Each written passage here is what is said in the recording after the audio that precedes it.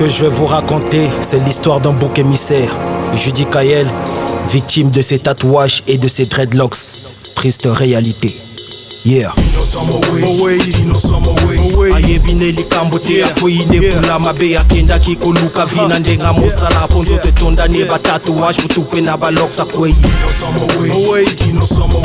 Ayebine likambote akoyine pula mabe akenda kikoluka vina ndenga mosala ponzo te tondane batatuage butupe na balok sakweyi. Il s'appelait Judy, garçon discret très assidu, ébroueur à brouet dans les marchés ramasse résidus. Il traînait dans les rues non pas par vice mais pour vivre. Quand t'as rien dans les poches, les trottoirs deviennent des livres. La vie lui parlait dur, sans virgule ni pitié. Il bossait ce dans l'an pour s'en sortir sans crier. Puis le malheur arrive brutal un jour comme un givre. Comment savoir que la vie lui donnerait la pire des gifles? Au mauvais moment, au mauvais endroit, le destin on a décidé qu'on comptera des décédés. Décidément ce jour-là c'était au rond-point Kulunda. Agissement inhumain, un affrontement des gangs Kuluna. La tension grimpe en pleine foule, la haine circule, les nerfs des boules, des pierres. Intifada, des machettes font l'affaire. Ça se découpe sans remords pour argumenter leur défense.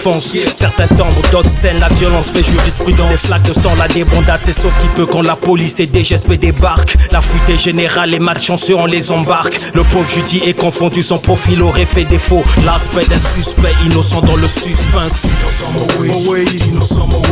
Ayebine likambote akoyine pula mabe akenda kikoluka vina ndenga mosala ponzo te tondane batatuage butupe na balok sakweyi.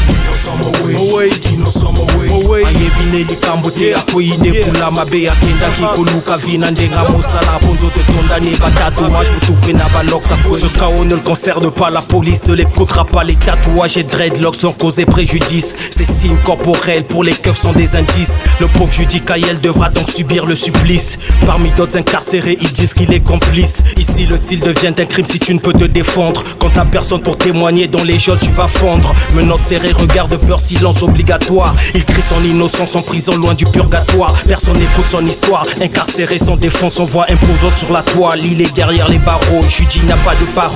Donc la peur sa seule nation. Aussi vrai que le temps s'étire, il subit toutes les punitions. Les nuits sont longues quand l'injustice elle dort en faction. Il subit les regards, les coups, les mots et la pression. Être innocent dans une prison ne réduit pas la détresse. Avoir un mental d'acier pour maîtriser tout le stress. Il apprend vite que survivre est un combat quotidien. Que la loi du plus fort remplace souvent le droit humain. Judy est coupable sur le papier, innocent dans l'esprit.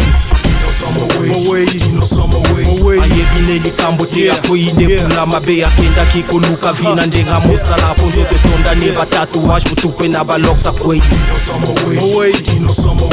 Ayebine likambote akoyine pula mabe akenda kikoluka vina ndenga mosala ponzo te tondane batatuage butupe na balok sakweyi.